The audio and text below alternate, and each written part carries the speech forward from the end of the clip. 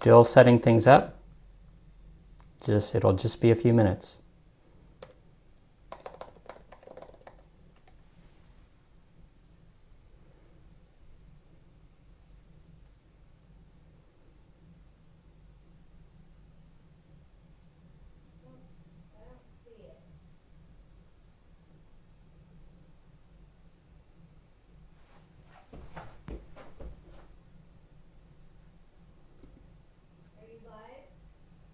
It says I'm live.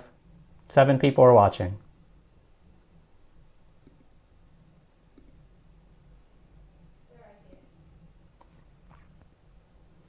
Okay, it'll just be a few minutes. We're waiting for people to show up, and then we will get started.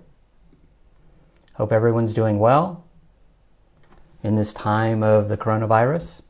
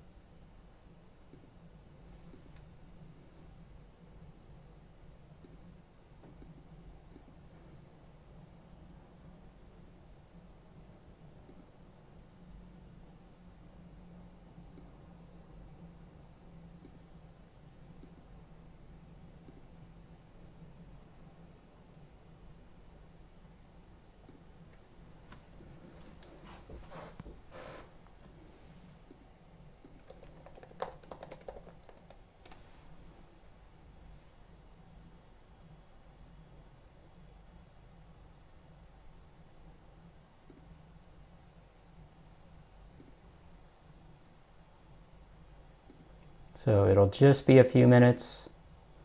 I want to make sure enough people get a chance to join in since we started about a minute late.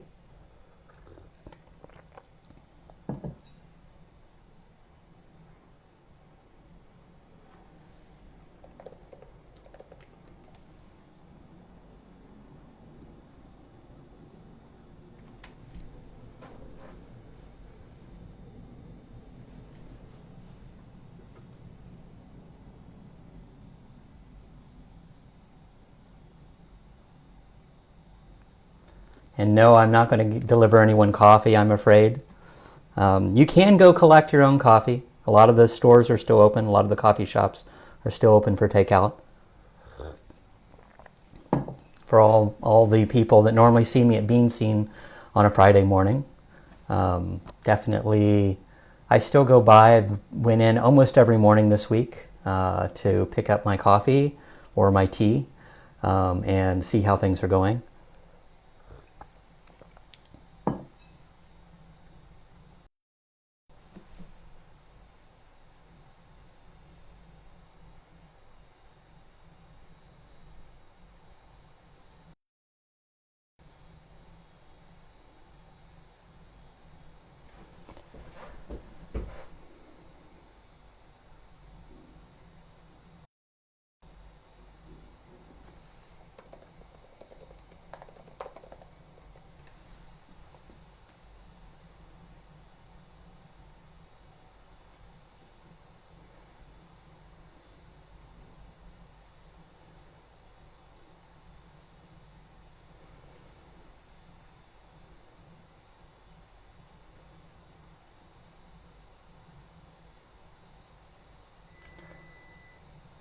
Okay, it's 9:05 and let's go ahead and get started.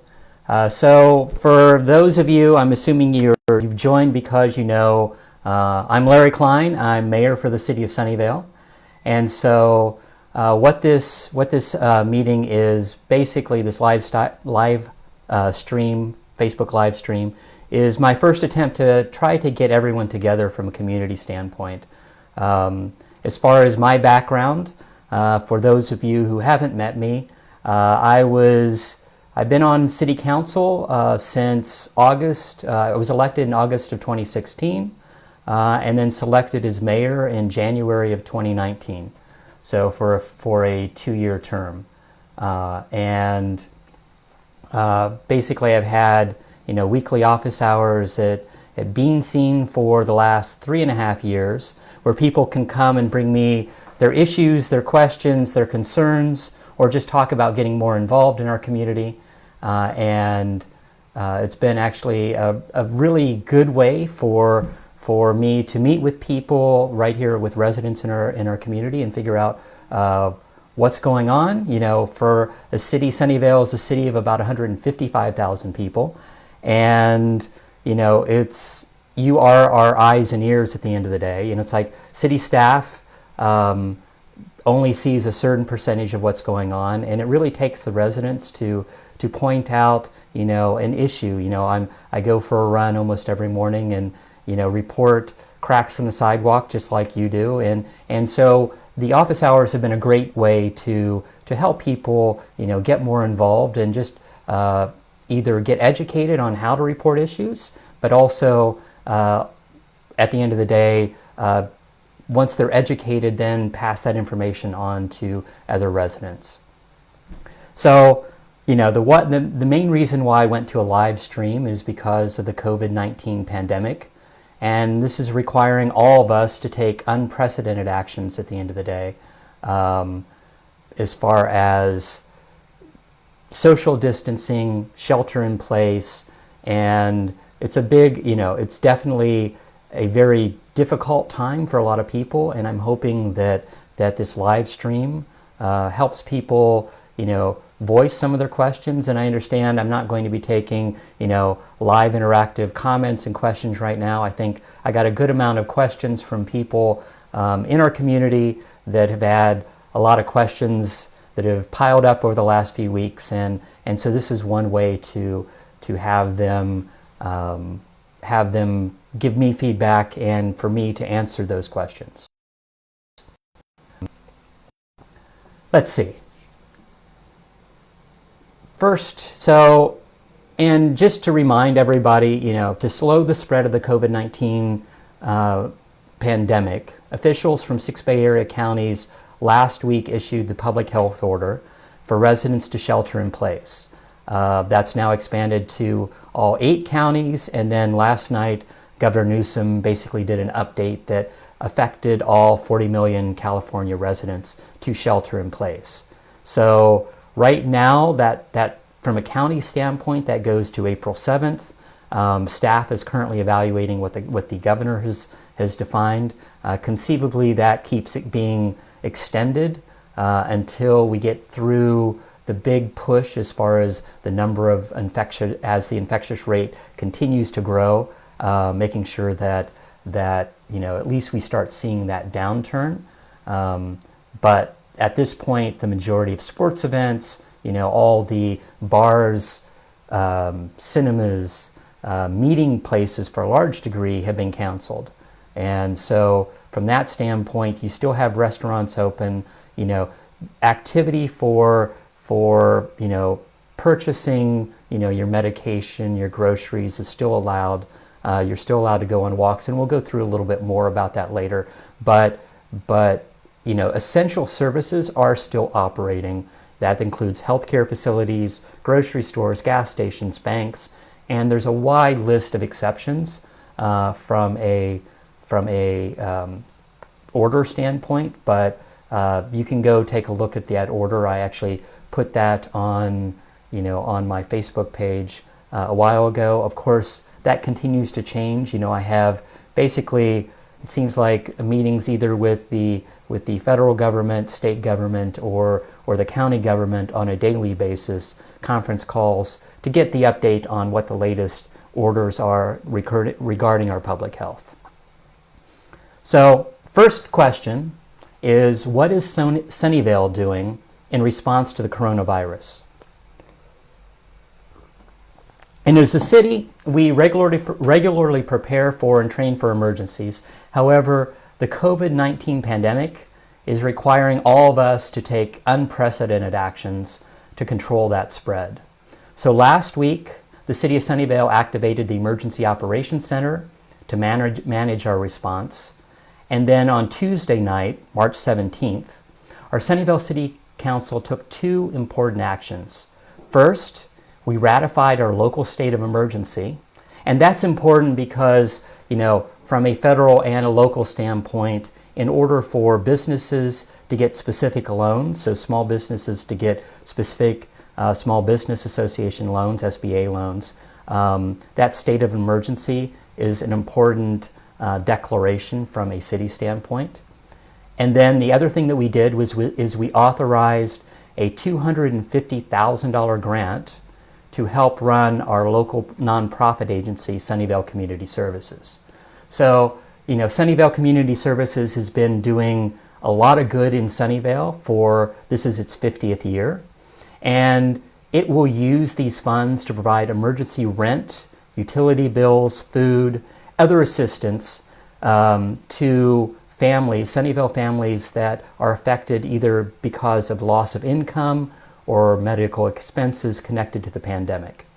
So, they are, to a large degree, are volunteers on the ground. I visited Sunnyvale Community Services on Wednesday, where they gave bags, so they had a drive-through service where families in need could come and basically pick up food, so pick up bags of food, and they served more than 650 families Wednesday throughout the day. And so it was a drive-through service, maintaining social distancing, everything with gloves, and making sure that everyone is being safe, but making sure that at the end of the day, food is going to those families that are in need. And then from a city standpoint, there's a question on how city services are changing. So our dedicated city staff have been working to modify services necessary to meet the essential community needs while still complying with, I'll say, the ever-changing public health restrictions. First, I just want to assure everyone that we're continuing to provide essential services to the community. You can count on our public safety personnel and the city workers making sure that our utilities like water, sewer, garbage collection are fully operational. So yes, the water is safe. You don't need to go out and buy, bottled water. The sewer system does work. The garbage collection will happen on a weekly basis. And then there are numerous other city staff that are working behind the scenes to coordinate these and other city efforts during this time of the pandemic. If you have questions about specific city services, please refer to the coronavirus page on our city website. So the URL address for that is www.sunnyvale.ca.gov/virus. And so, and that has affected, a lot of operations of the city. One of the first things that we did was close down the senior center, and then subsequently shut down the city library, the community center. All those are now closed. Now, for the library, it's closed, but keep in mind that there's a large online digital collection of ebooks, audiobooks, magazines that are completely still available. So if you go to the Sunnyvale Library website, you still have access to a lot of other material, even though you can't pick up physical books anymore. And then what's important is, as we close down those facilities, we ended up basically redistributing that staff to do other operations in the city. Of course, some of them are, at home because they're having to take care of their children or a loved one that needs assistance. But there's also city staff that are helping in other ways, and we'll get into a few of those in a few moments. But the big thing is, if you want to stay up to date on what our city is doing, go and make sure you monitor www.sunnyvale.ca.gov/virus. From a social media standpoint, you can follow our City of Sunnyvale and Sunnyvale Department of Public Safety's Facebook, Twitter, and Instagram accounts. You can read about our updates on Nextdoor. I have an Instagram feed, I have a Facebook feed, and one of the other things that recently we're also broadcasting updates for those seniors that don't have social media on AM 1680. So they can actually access all those updates on AM 1680 from a city standpoint. So one of the other questions I got was from the last, from an update standpoint, how does Newsom's order last night differ from the county's? And I'll be honest, things are changing very, very rapidly right now. Staff is evaluating those differences, but as far as I've seen in my first pass through the restrictions, Santa Clara is far more stringent. And so this was an attempt by Governor Newsom to put a similar restriction statewide to make sure that, definitely we've seen the photos of in Southern California, groups partying on the beach, groups partying in a park. I think we, in the Bay Area, we've been a little more focused and seen a better response as far as our residents are concerned. But definitely, in order to prevent that spread throughout the state, that's one of the things that Governor Newsom did. And then just to change yesterday from a city standpoint, as of yesterday morning, we closed playgrounds at city parks and at dog parks. So there's been ongoing evidence that the virus can be maintained on services for an extended period of time, at several hours or more, depending upon what information you read. And so because we couldn't adequately keep playgrounds clean, and wash them down basically hourly, we might be able to keep, the kids separated. That being said, there was the possibility of virus transferal, from that playground equipment. So the easiest thing to do was to shut those playgrounds down. So if any parents are out there and have been going to the playgrounds for the last week, this is basically another issue. The parks are open, so you can still take your child to the park, but from a safety standpoint, we wanted to make sure that the playgrounds are safe. And then there's also been, I've seen at least one notice from the federal government that conceivably the virus could also be spread from dog to dog. And so having random people take their dogs to the dog park, and who conceivably one of the owners is infected, and then passing that to their dog, and then basically passing through the dogs to other owners. That's one of the reasons why we took that action there also. So that's what's happened latest. As far as what you should do during the pandemic was one of my questions. And so this is kind of general information that I wanted to pass on. Please, most importantly, only call 911 if you have a life-threatening emergency. So, our public safety is there. We planned several weeks ago, as we saw the pandemic issues slowly increase, that we updated our public safety and made sure that we were fully staffed going forward.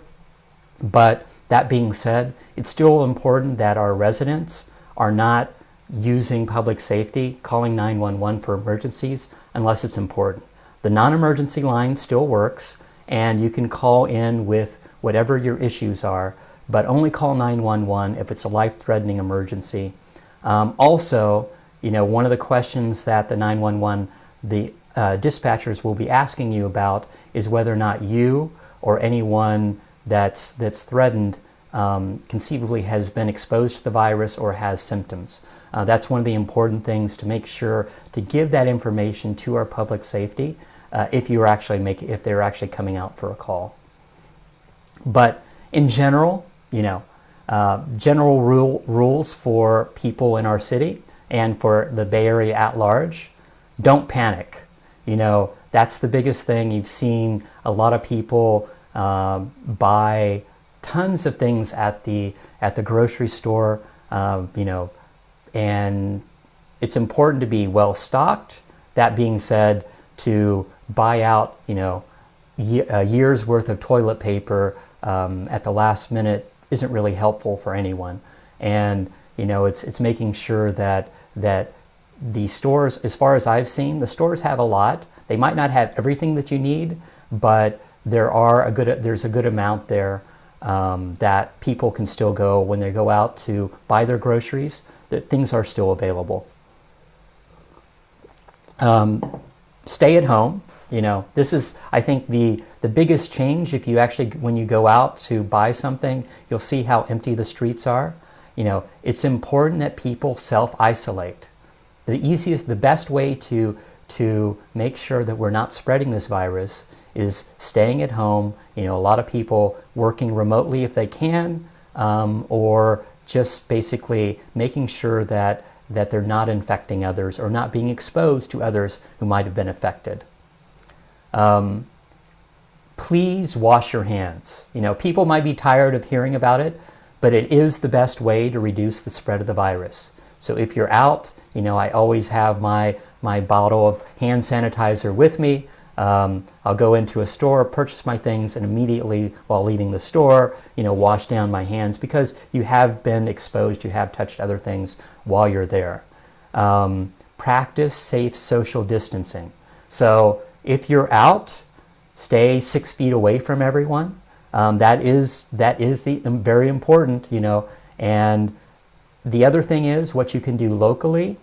Check in with your neighbors and make sure they're okay. So, either through the phone, through social media, knock on the door and stand, 6 feet from the front door when they come there, just to make sure everyone's okay. Be kind and generous. I had someone reach out earlier this week, and it was an elderly couple that the husband had just been sent home. He actually still worked, but he knew that he wasn't, he basically wasn't able to go to work for the next 3 weeks. And they were out of toilet paper. They'd been to 7 different stores, and this is the whole thing about, the people basically panic buying. They'd been to 7 different stores and hadn't been able to find any store with toilet paper. And I ended up having my wife do a delivery of a few rolls to them because they, there's a need, and so check in with your neighbors. They offer to pay, and I thought what's more important is pay it forward. Be generous, be kind. That's our community. That's the heart of Sunnyvale, and that's how we'll get through this, is together. And please, be patient. This is physically and mentally taxing to all of our residents and businesses. It's an enormous challenge that we're all facing. It's been so disruptive of either not having childcare or not having the standard schedules that people are used to. Really affects you on a daily basis. And so being locked up at home can really be mentally disabilitating to people. We'll talk about the measures that you can take, and about ideas that I have of how to still stay involved in your community.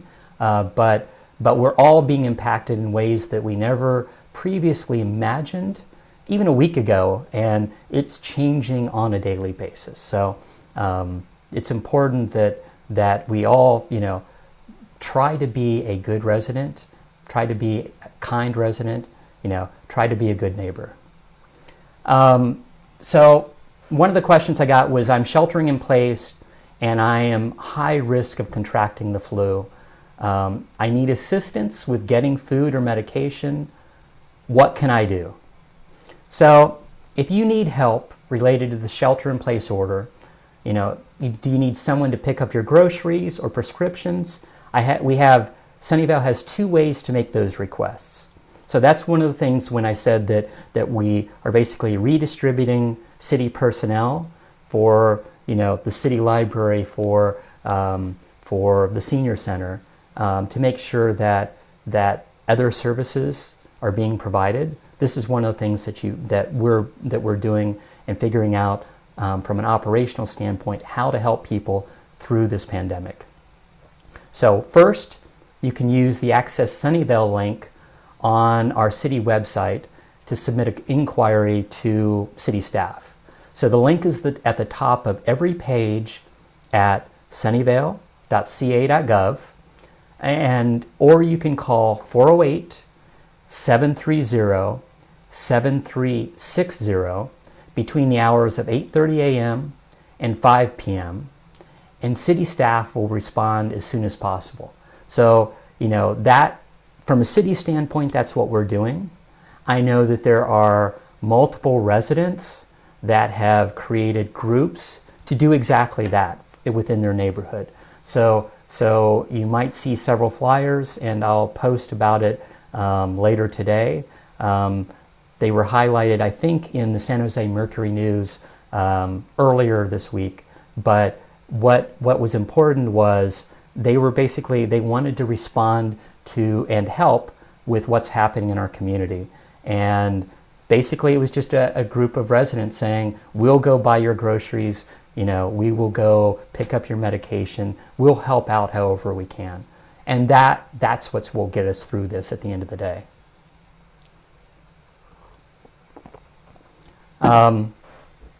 Here's the common question that I get is, I'm sheltering in place, what can I do to pass the time? So, this whole shelter in place is very stressful.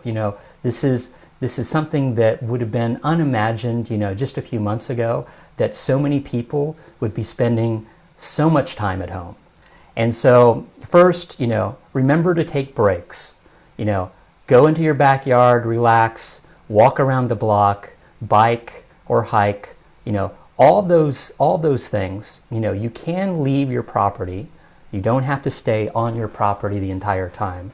You can go purchase things, but you can, exercise within your neighborhood. Go to a park, go to a local park, as long as you keep the 6-foot distance from others. So keep that in mind. Keep that 6-foot separation, which is really critical at the end of the day when you're dealing with others. And then besides all the streaming services, Netflix, Hulu, all the other watching movies, people have asked, what can I do to pass the time? What can I do to help? And a lot of people have become news junkies. I'd suggest that's not the way to go. I think that only builds the fear, builds the stress for a lot of people. But trying to refocus, just reading a book, just listening to music is a very simple way just to kind of turn off that continuous influx of news that you're constantly seeing. But I'll list some things and some suggestions on what you can do right now while you're at home. So first of all, fill out your online Census 2020 form when it comes. So go online, there's a way to do it through the phone, but most importantly, go online and fill out your Census 2020, because at the end of the day, that's critical for our community. That's one of the best things that you can do, because all of our city services and federal funding is based upon the number of residents that we have during the census count every 20 years. And so, it's important for, state representation as far as the number of congressmen that we have, but it's very important when you're looking at the funding that we get on a yearly basis regarding, funding that we then reapply to places like Sunnyvale Community Services, to, multiple of the nonprofits that, give meals to seniors, give, health care, all of that within our community. That's critical at the end of the day. And so making sure that you fill out your Census 2020 form is your utmost responsibility, and it's your your civic responsibility as a resident. One of the things that Sunnyvale has been doing is updating its Sunnyvale Active Transportation Plan. It's a year-long effort that we've been doing to address bicycle, pedestrian, safe routes to schools needs throughout the city. So the comment period for that has been extended to April 19th. And so if you want to give feedback, there's an online survey. You can send email comments, you can call, but to go to the Active Transportation Plan site, please go to Home, from home, sunnyvale.ca.gov, News, Current Topics, and then Active Transportation Plan. And you can see the draft transportation plan there about what is being proposed, what the feedback that we've gotten from residents, and this will help define, to a large degree, bike paths, new pedestrian changes throughout the city for the next 15, 20 years. So it's really important to get that feedback from our residents. You can also apply to be on boards and commissions. So we currently have, an active application process going on. So if you go to the Sunnyvale website and type in boards and commissions, you can apply to one of the many positions that are on our boards and commissions. And we take those applications year-round, but we're actually going through an application period right now, so that will finish sometime in the summer.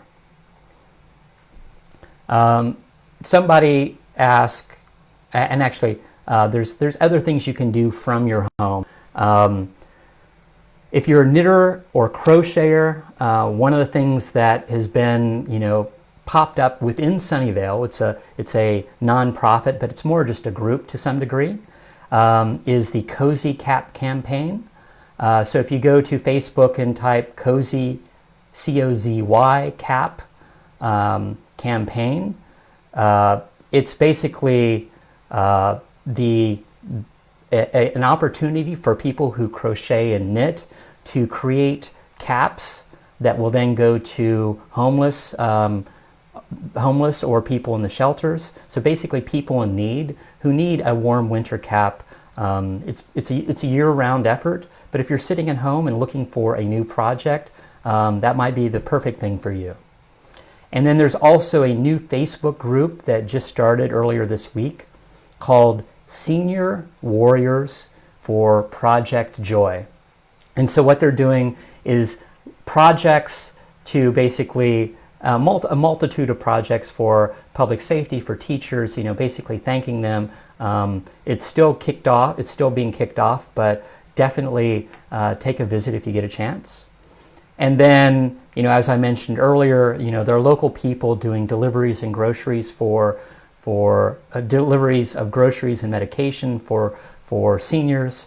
If you are in good health, still maintaining social distancing, of course, and want to help out there, you contact me and I can pass your name on to that group, or start your own group for that matter, for those people within your neighborhood. And then, of course, if you're really, if you're able-bodied and at low risk, also consider volunteering at Sunnyvale Community Services. They have shifts, if you can carry, 15 or 10 to 25 pounds, and you're not at an at-risk portion within our groups, they have shifts of 2 to 3 hours a week, as little as that or more if you have more time, to bag groceries, to deliver groceries. It's a fantastic team that's been in our community for years. Many of their seniors right now, many of their volunteers are seniors, and one of the things that they've had to do is basically cut back on the number of volunteers available, because those senior or at-risk groups need to stay at home. And so they are obviously looking for volunteers, and they're right here in our city. They're doing a fantastic job. You can read a book, you can learn to cook, you can also, tour the world from your home, and as the people who know me, I try to travel internationally once every year. And so one of the things that you can do is multiple museums have virtual tours. I went through a virtual tour of a Getty Museum exhibit earlier this week. So, there's lots of museums around the world that are now closed. The Louvre is one of them that has virtual tours of of different exhibits that they have. The Monterey Bay Aquarium has live cams, and those are actually becoming very popular. So whenever they're feeding or just watching the jellyfish, it's a way to more relax and watch wildlife from your home. One of the things that I have been able to do is catch up on writing letters and thank you cards. That thing that people never have time for. It's basically a way for you to reconnect and conceivably to connect with or reconnect with somebody that you haven't seen for a while, and you'd be surprised how much they appreciate it. So with this sitting at home, turn off your media and write a letter, write a card to someone you haven't talked to for a while. Also doing face-to-face over the internet with friends, with relatives. It's really important. If you stay at home, not being able to see somebody's face, not being able to interact, is really affecting to some people. And so it's really important to be able to see the face, to be able to see somebody smile and talk. So doing a live chat in some way, a live conference, is really helps people reconnect or stay connected. And for those of you that have, let's say, collected supplies beyond what you think that you actually might need, so if you have extra masks, extra wipes, extra gloves, there is a need at the hospitals and Department and Public Safety. They are limited in the amount that they have. They're, because of the ever-changing world we live in, definitely a lot of the hospitals have put a call out for donations, as well as donations of, monetary donations, as well as donations of masks, wipes, gloves, whatever you can do to help. And similarly, Sunnyvale Community Services, while they don't want, they would love more volunteers, they're also looking for donations, either a monetary donation online or gift cards, credit cards, basically pay cards, so that people can either purchase things at Starbucks or Target or Safeway. All those things are very useful at the end of the day. So that 40 minutes was mainly on COVID. Let's kind of go through a few other things that the city is doing. So I got this question from several residents. How can you protect renters in this difficult time? As a concerned renter, I'm asking if Sunnyvale has a policy or a plan to protect renters during this hard time. So as a mayor, I can, one of my powers, and I don't have many powers, so, to a certain degree, it is mainly ceremonial. I run the council meetings, but I can set agenda items. And one of the things that I agendize for a future meeting is to basically talk about, I understand how hard it is for renters and businesses right now, to talk about a moratorium on evictions. So I've already talked to the city attorney about this multiple times already. And one of the things that when Governor Newsom declared a state of emergency, it's put certain preventions of residential evictions in place for 30 days. And we're assuming that state of emergency will be re-upped. That being said, most cities are still looking for an emergency ordinance on evictions. So I directed the city attorney to bring back to council an ordinance concerning for a moratorium against evictions for residential and or possibly business renters. And so that would come to council sometime in the next few weeks to prevent those evictions. This is currently being worked on from staff, and they'll be talking to the city council members, and then we'll finally have something that we'll rule on. Not really sure what the final wording will be, but we're also clarifying what it is while we're in this state of emergency, what evictions actually mean. And from talking to the city attorney, the concept of a landlord starting an eviction process might not actually be able to happen, because the county court services in the time of pandemic are ultimately being shut down to only those basically felonies and higher crimes, as opposed to bring more people to the county court office to get them exposed to possible virus exposure. So that is basically the majority of the ones that are kind of related to COVID. Let me check right here. One second. So one of the questions that I got was guidelines for going out into nature. The biggest thing is, maintain that 6-foot distance. If you are going with a family member that you're, spending time with at home, then, that distance isn't required, of course. It's like you are, these are the people that you're being exposed to on a daily basis. That being said, it's maintaining a 6-foot distance, if you're going on a hike, and making sure that you aren't being exposed to new people as much as possible.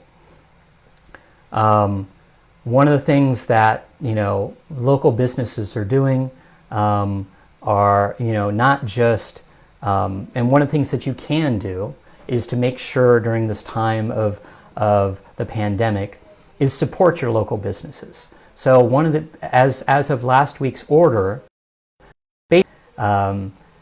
all restaurants can't have sit-down service. So it's already been very difficult for restaurants, but now it's even more so, because all they can do is takeout and delivery. One of the things I've been doing every day, and if you take a look at my mayor's Facebook page, you get to see, I'm trying to highlight different restaurants that are still open and still serving, takeout and delivery to customers. So, support those local those local businesses. That's, this is very, very hard times for them. Buy gift cards so that, you're giving them money directly. And then if you're not don't need the food right now, buy those gift cards and then use them later in the year, or donate them to Sunnyvale Community Services. Some of the restaurants are even doing for sale of some of their food. So I know that Tapt, T-A-P-T, which is on Washington Avenue, is basically selling milk and eggs and avocados. Tapt and Nomburger are basically selling some of their goods and some of their deliveries, because they're not having enough people basically purchase food for them to do takeout. And so one of the ways that they're giving back is basically you can call them and actually order a dozen eggs or a bag of avocados or something of that nature.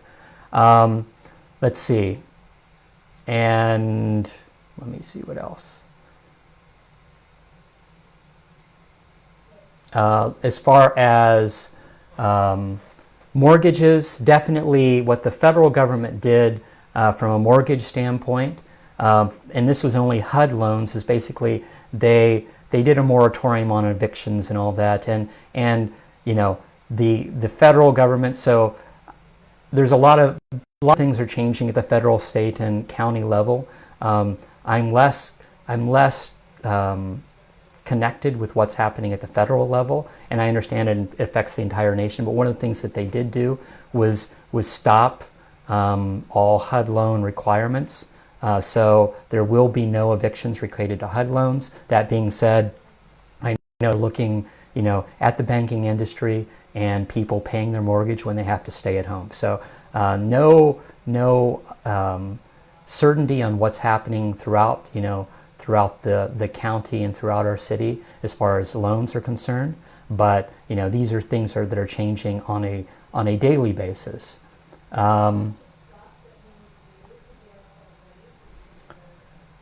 Let's see.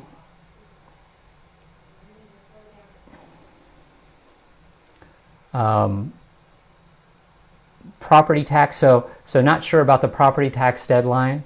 So when somebody asks about, pushing back the property tax deadline, I've been talking to our county supervisors and our county assessor, and we'll see what happens. Definitely, as things, as we see that schools are closed and people can't go to their jobs to actually earn a living, it's important that all these things we've already talked about, moving the deadline for income taxes.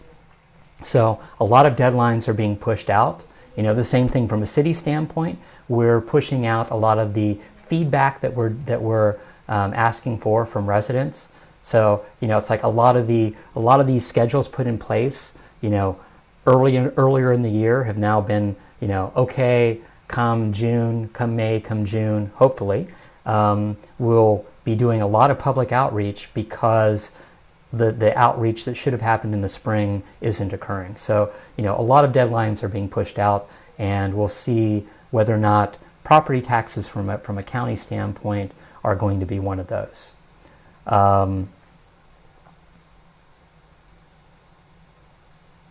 And as far as I know, from a state standpoint,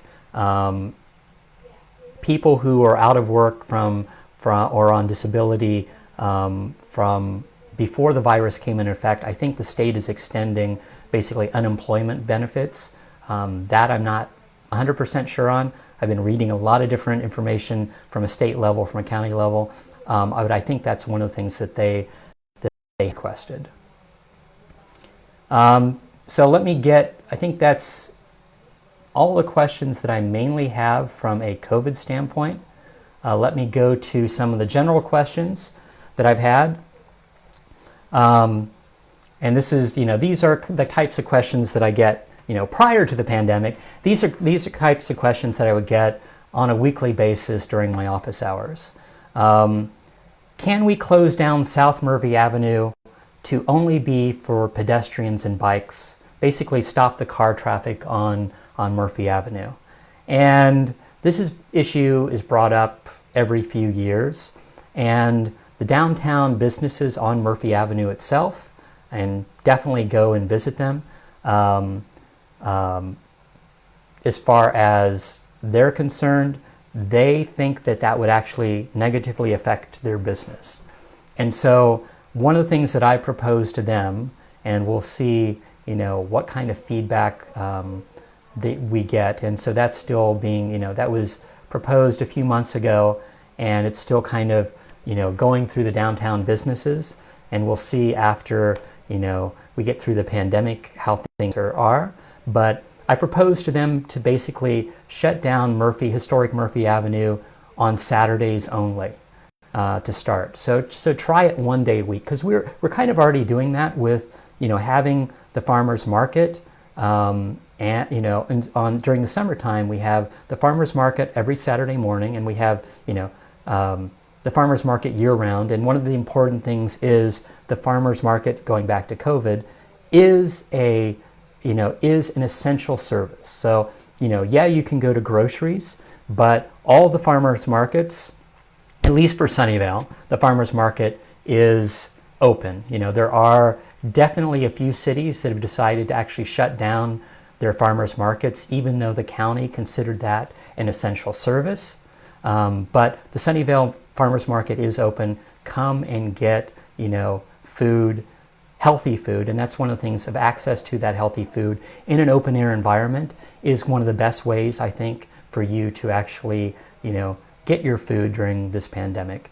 But in the summer times, going back to shutting down Murphy Avenue, in the summer times, we have the summer farmers market in the morning. And in the evening, we have Jazz and Beyond. So on Saturdays, for about 8 weeks during the summertime, we are shutting down Murphy Avenue from 7 a.m. to 10 p.m. at night. And so the concept of being a first step in conceivably shutting down Murphy Avenue and see how it affects those businesses, I think that's an important, trial.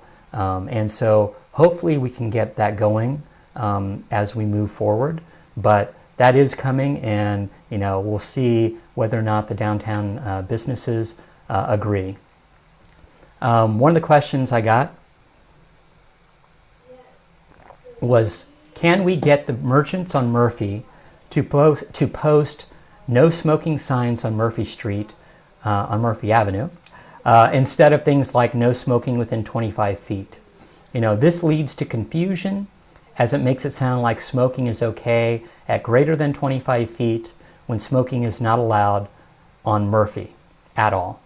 The small no smoking signs on lamp posts apparently do not deter smoking, as evidenced by the cigarette butts on the ground. And this is an ongoing issue. The non-smoking signs in the restaurants, so I've been working with the county. I worked with the county last year to make sure that more of those signs were made available to the restaurants along Murphy. There are signs all up and down the road saying there's no smoking on Murphy Avenue itself. That being said, a lot of people don't see those signs, and having signs specific for each restaurant saying no smoking on Murphy Avenue overall might be a good idea. So let me follow up with city staff, the Downtown Association, County Health, to see if we can get signs specific to our city that are basically on the tables or posted within those restaurants, just as a reminder. And when I'm eating downtown at one of the outside tables, often I'll have somebody that's smoking and I'll walk over and tell them, it's like point out the sign, and then point out, it's like you just need to go to Washington, to Evelyn, basically get off that main Murphy Avenue, and you can go smoke. So it is still legal to smoke, but on Murphy Avenue we did disallow that several years ago. What's happening with city line development? So this is probably the biggest question I get, on a weekly basis, is where do we stand on city lines? So, before the pandemic hit, things were going very, very well. So I took a tour of the AMC Theater. So next to Target, you'll see, and next to the old JCPenney's parking structure, you'll see the new building that's being built, and the signage is already up. Whole Foods on the first floor, AMC Theater on the second floor. I toured the AMC Theater about a month ago now, and they were hoping at that point that the AMC Theater would be opening the first week of April. And right now, looking at where those theaters stand, that was on track for absolutely happening. That being said, construction right now, if it's non-residential, if it's isn't allowed. So there are exceptions from a county health standpoint. All infrastructure. So fixing Matilda, working on the Matilda monster. Working on any housing. Residential housing, especially affordable housing, moves forward. That being said, construction at office buildings, construction at retail has stopped. So, they've gotten to a certain point for the AMC Theater. It was supposed to open in April. In the meantime, AMC has closed all of their stores, all the theaters around the nation, and tons of movies have now been pushed off. The Whole Foods was going to be opening in the summer. That's still a possibility, depending upon when construction of the store itself can continue. So they've laid all the floor, they've started on the walls, but there's still a lot of work to be done as far as the Whole Foods is concerned. And then all of the stores along McKinley and along Washington. So, when Target was built, when the apartments along McKinley and Washington were built, there was first floor space set aside for all retail, restaurants, and a lot of those have now been rented. I've heard that we're about 60 to 70% rented. So we have multiple restaurants and cellular phone stores, a dentist's office. There's lots of things that have already been set in place. So those leases are in place. It's just at this point waiting to get through the pandemic so that the interiors can be finalized. So you've seen a lot of those open up and construction start, and now in the last week everything has halted. But downtown, is looking very good. Phase 1 was basically finishing the AMC and Whole Foods, opening up all that retail, and then there's an additional apartments being built at Iowa and TAFE Avenue, and so that construction is ongoing because it is residential, and I saw them working on that a few days ago. So we're adding more apartments. We're finding more living space for renters, as well as a certain percentage of that, 12.5%, is basically for affordable living. How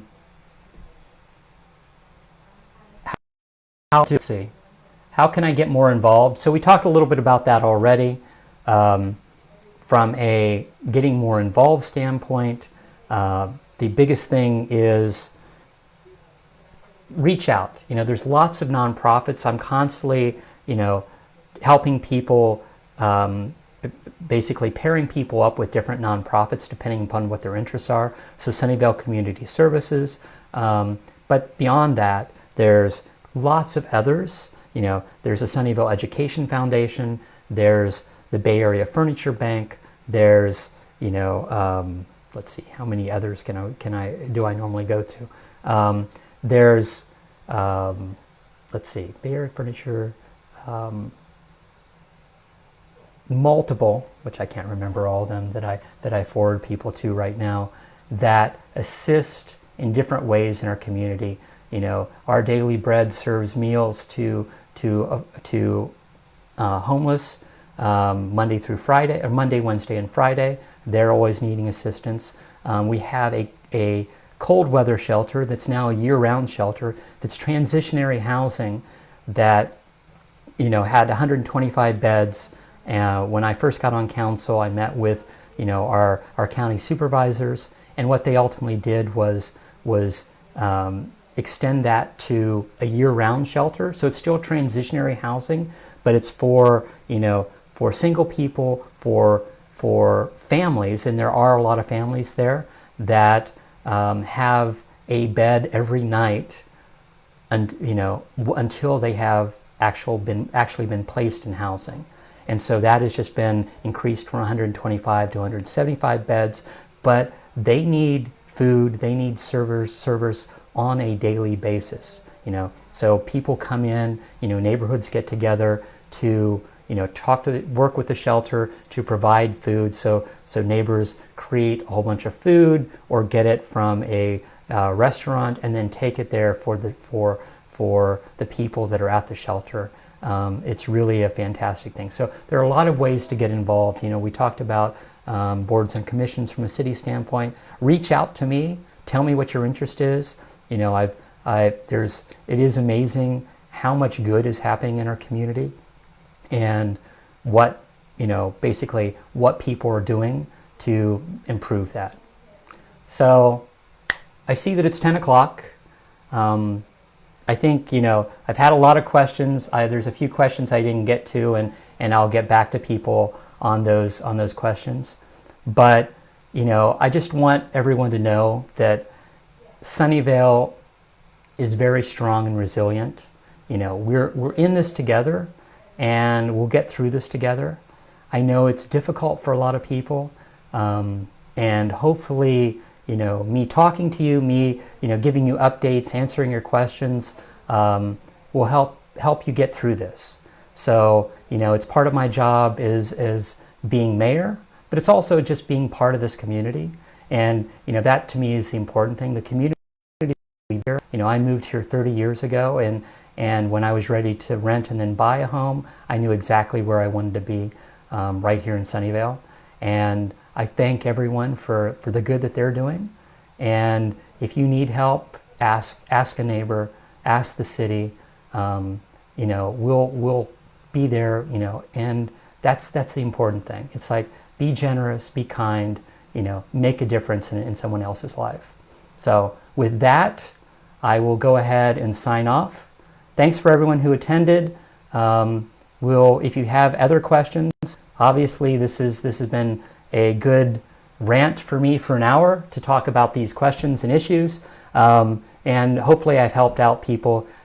Feel free to email me at counsel@larryklein.com with additional questions. You can post on this link or my other, on my Facebook page, on my Instagram feed, and I'll try to get back to you.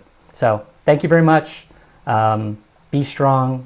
Definitely these are difficult times, but we'll make it through. Thank you. Have a good day.